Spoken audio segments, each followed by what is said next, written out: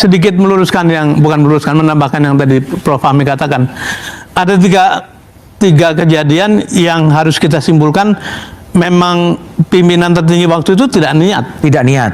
Nomor satu, ketika audit hampir selesai, saya dipanggil di dalam ruangan sudah ada 2 menteri yang lain. Saya diperingati apakah audit akan diteruskan atau tidak. Saya mengatakan, Pak Presiden, Bapak sudah janji mau menghapus mafia. Jadi 2 menteri yang lain memberi peringatan, jangan terlalu keras sama mafia, nanti memukul balik.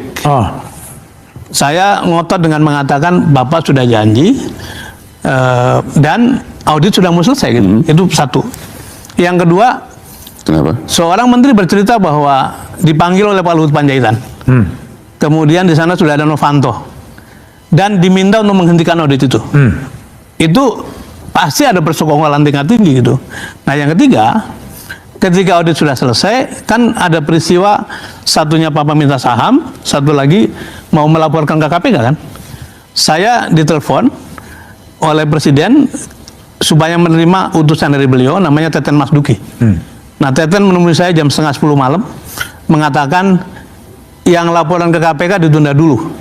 Yang diurus sekarang adalah ke MKD. Jadi memang ada tahapan-tahapan yang nyata-nyata menghalangi proses itu.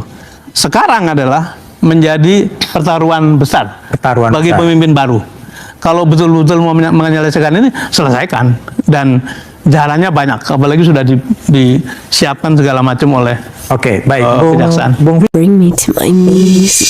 Ya, Pak Jokowi nggak mau tahu, nggak mau dengar saya dan Pak Jonan. Kan Pak Jonan dipecat, saya dipanggil ke istana dan saya sudah jelaskan bahwa ini mahal sekali, tidak bisa dibayar. Tapi Pak Jokowi ngotot bisa, karena saya tanya, ini ide siapa sih Pak? Ide saya. Nah, sudah. Jadi ya apa yang sekarang terjadi sudah saya ingatkan, clear di istana juga Pak Jonan sudah bicara sebelum dipecat. Nah, jadi maksud saya ini kan dulunya itu kan Jepang pakai loan, ya kan, bunga 0,01%, ketika dinaikkan 0,5 saja, 1,5 sudah teriak semua karena tidak bisa kita bayar waktu itu. Nah, itu yang membuat analisnya itu dari UGM sama dari UI. Nah, kemudian tiba-tiba diambil Pak Jokowi dikasih ke Cina, yang bantu itu dari PB. Bunganya langsung berubah, hitung-hitungan keuangannya berubah. Tambah saya sudah bilang ya sudahlah, sudah dibangun, mau dibangun niat Presiden begitu ya ditanggung saja. Dan terakhir ketika konsorsium BUMN itu Wika ketuanya, tapi kemudian Wika angkat bendera putih sehingga diserahkan pada kereta api. Waktu itu saya tanyakan lagi kepada beberapa pihak, ini uang dari mana? Kalau uang kereta api tidak akan bisa membayar. Dan dia bilang, oh enggak, ini nanti uangnya lewat dari pemerintah. Nah, saya nggak tahu dari pemerintah maksudnya PBN atau apa. Ya sudah, jadi kereta api hanya cash saja, Pak, kasir saja. Tapi ternyata kan tidak. Tahun lalu pendapatan dari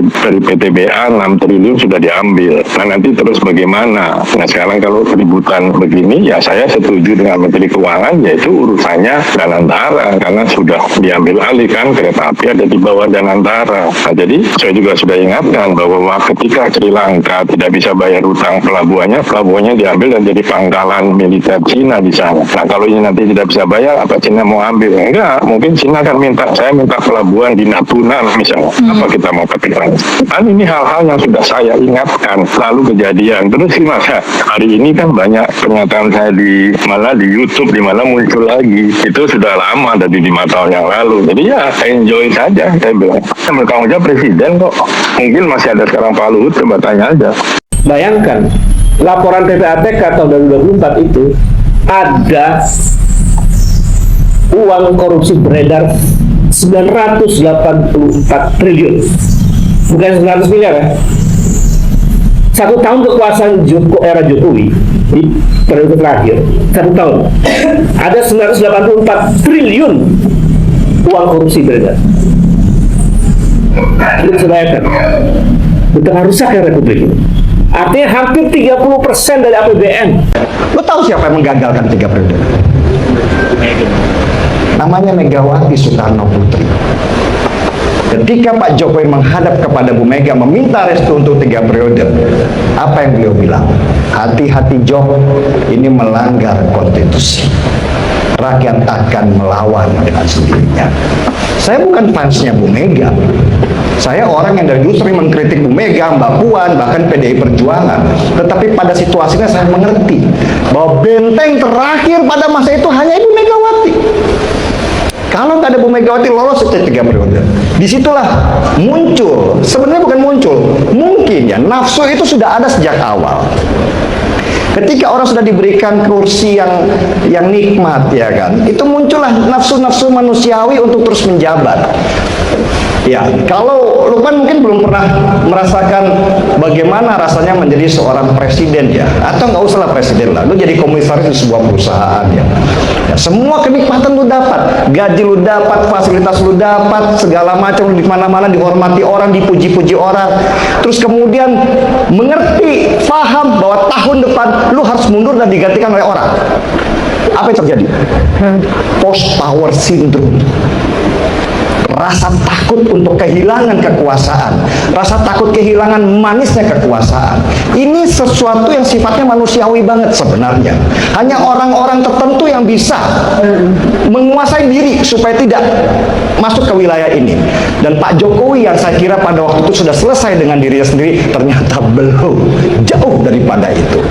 Mulailah kebencian terhadap Bu Mega digaungkan dengan kata-kata mak banteng dan segala macam, bahwa Jokowi itu adalah boneka partai dan segala macam. Itu udah digaungkan di situ sesudah 3 periode itu ditolak oleh Bu Megawati. Saya ingat, dan ingat dibangunnya KIB pada waktu itu, Koalisi Indonesia Bersatu. Pak Jokowi mempromosikan siapa? Ganjar Pranowo, rambut putih, ingat nggak? Ya kan?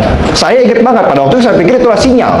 Ternyata saya baru mengerti di belakangan, itu adalah sebuah cara untuk menarik seorang Ganjar Pranowo dari PDI Perjuangan dan menempatkannya sebagai calon presiden di Koalisi Indonesia Bersatu. Tujuannya apa? Menghancurkan yang namanya Megawati Soekarno Putri dengan partainya PDI Perjuangan. Untungnya Ganjar Pranowo itu seorang yang loyal dan setia, tidak terpengaruh. Dari situ saya mengerti karakternya, ya kan. Gagal 3 periode, Ganjar hancur PDI Perjuangan. Ini sebenarnya adalah kepanikan yang dilakukan oleh seorang Pak Jokowi ketika dia tidak berhasil menuju apa yang dia inginkan. Makanya keluar kata-katanya Andi Wijayanto pada waktu itu, yang sekarang lagi viral, ya kan. Kalau bisa mengalahkan saya sekarang ini, Anda hebat. Kita akan tunjukkan kehebatan itu di hadapan seorang Joko Widodo. Ya, halo teman-teman semuanya, selamat datang kembali di channel ini bersama dengan saya dimanapun Anda berada, semoga kita dalam keadaan sehat semua. Ya, teman-teman, seperti biasa, di sini kita masih membahas tentang sebuah kasus yang sedang berjalan di negara kita, dan ini melibatkan kasusnya mantan Presiden ke-7 RI, Joko Widodo. Ya, teman-teman, dari cuplikan video yang barusan saja kita tonton, ada berbagai macam pendapat dan tanggapan netizen yang mereka cantumkan di kolom komentar. Namun teman-teman, sebelum kita mendengarkan apa saja tanggapan dari teman-teman kita, jika ada juga tanggapan dari teman-teman semua, silakan cantumkan di kolom komentar. Mari kita berpikir kritis, mari kita berbagi pendapat tentang isu politik yang sedang terjadi di negara kita yang kita cintai ini. Ya, teman-teman, di sini disampaikan oleh Lilik Budi yang mengatakan, segera diadili supaya rakyat merasa lega. Mamun mengatakan, bila Jokowi ditangkap dan dipenjarakan, mungkin kebanyakan rakyat akan melakukan sujud syukur. Karsim Alvaro mengatakan, kebanyakan pejabat maling di negara ini. Ade Suhara mengatakan, Jokowi seret ke hukum atau diadili oleh rakyat. Disampaikan oleh Ulfa, segera Jokowi ditangkap, diinterogasi, dan diadili. Gito Roklis mengatakan koruptor harus dihukum mati. Yetri mengatakan ayo bongkar semua kejahatan Jokowi dan kroni-kroninya, terus tangkap dan hukum mati. Warung Kangenarsa mengatakan rakyat sudah lelah menunggu Jokowi diadili. Ya, teman-teman, di sini disampaikan oleh Supandi, ayo dengarkan telinganya termul-termul yang tidak tahu malu. Termul sekarang berubah jadi PKI, ikut Jokowi, maksulkan Gibran, adili Jokowi. Disampaikan oleh Bandit, semoga semua bisa terbongkar, barang busuk ditutupi seperti apapun akan tercium. Amin. Supardi mengatakan korupsi nggak bakalan hilang kalau pemberantasan tidak dimulai dari atasannya. Umu Akbar mengatakan mantap, tegakkan kebenaran demi keadilan. Kita lanjut teman-teman, di sini disampaikan oleh Supi yang mengatakan rakyat semakin tercekik dengan kebutuhan hidup sehari-hari. Honorius mengatakan proses hukum saja siapapun pelakunya. Effendi Karen mengatakan Joko Widodo harus dipenjarakan. Tolong KPK harus adil, semua uang harus disita. Syarifudin mengatakan sumber dari segala korupsi.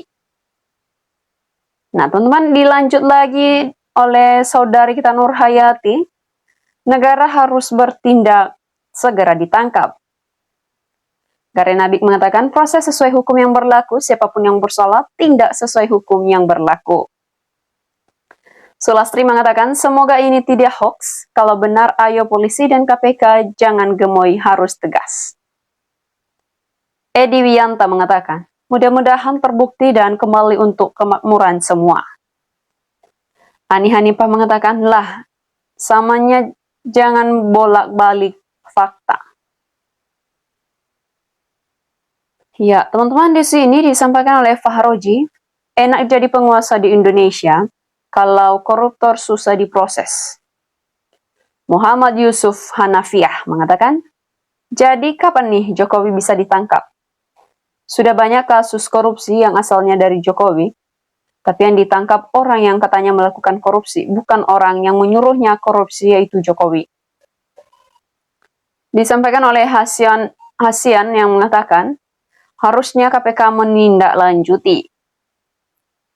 Disampaikan oleh Muhammad Dasuki, pejabatnya banyak yang jadi perampok.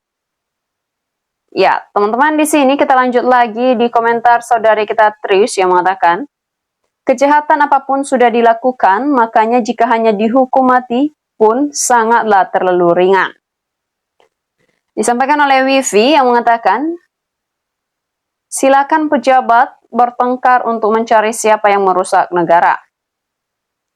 Zona Kelular mengatakan channel para pembenci Pak Jokowi. Bujokso mengatakan tentu omongan ini layak dicermati. Akankah ada tindak lanjutnya? Tatang Sontani mengatakan ide segala urusan disampaikan oleh Presiden supaya tidak berani membantah. Mas Peldi mengatakan, siapapun jika korupsi sita uangnya atau sita hartanya. Agus Herdianto mengatakan, udah pada tahu Jokowi korupsi, kenapa atuh nggak ditangkap kok pada menek baik? Darsono mengatakan, iya, akhirnya mengakui boroknya, semoga hukum tegas dan berani. Subhan mengatakan, benar-benar rajanya koruptor. Saripin mengatakan, apa rakyat yang turun langsung dinepalkan kalau para pejabat tidak mau tobat? Ya, teman-teman, di sini juga disampaikan oleh Salih yang mengatakan, nah, sitaan kejagung dari koruptor dipakai untuk MBG, jangan peras rakyat lagi. Andi Mulya mengatakan, benar, jujur, dan berani baru ketemu dengan keadilan. Benar, jujur, kalau takut percuma hanya menyiksa diri sendiri. Disampaikan oleh Fahroji yang mengatakan, ini rakyat Indonesia tidak boleh diam. Dilanjutkan oleh Andi Yusri yang mengatakan, Jokowi memang di luar nalar, manusia terlalu nekat, itulah kalau otak manusia. Kalau di bawah rata-rata nggak ada malu, nekat, pembohong, nafsu tanpa ukuran, dan serakah. Ahmad Yani mengatakan, korupsi terbesar, banyak masalah wajar hukuman berat, korupsi negara berjamaah. Saudam Muhyiddin mengatakan, semoga Allah cepat mengangkat segala kezaliman dan kebohongan di negeri ini. Karismuani mengatakan, Jokowi, berikanlah separuh hartamu ke negara untuk menebus kesalahan, insya Allah tuntutan rakyat berhenti. Imam Soepar dia mengatakan, jelas semua kernya muaranya ke pribadi. Zaki mengatakan, adili siapa yang salah, jangan diam saja. Manto mengatakan, halah orang ini pecatan bun. Ya, teman-teman, disampaikan oleh Herman Widardo, negara ini kenapa dipenuhi para koruptor, preman, dan mafia, apapun bentuknya, tapi kok bertentangan dengan Pancasila ya?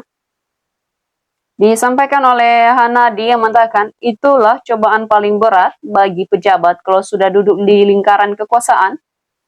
Cobaan luar biasa, ada wong banyak, ada wong ayu, banyak ada wong nganteng, banyak terus anak cucu biar tak sengsara. Sengsara jadinya aji mumpung. Teman-teman, disampaikan oleh Elis yang mengatakan, semoga betul real bukan hanya wacana dan omon-omon. Disampaikan oleh Bu Sukarti, seluruh rakyat dari Sabang sampai Merauke akan senang dan mengharapkan Jokowi ditangkap dan dipenjarakan sesuai dengan kebohongan dan kekorupannya sesuai dengan OCCRP. Kita lanjut teman-teman, di sini disampaikan oleh Tripuwanto yang mengatakan, Tangka Mulyono diadili hukum seumur hidup karena banyak korupsi dinilai seluruh dunia nomor 2 korupsi. Ya, teman-teman, demikian saja komentar netizen untuk cuplikan video kali ini, dan kita akan teruskan di cuplikan menarik video lainnya. Terima kasih sudah menyimak sampai akhir, dan sampai jumpa.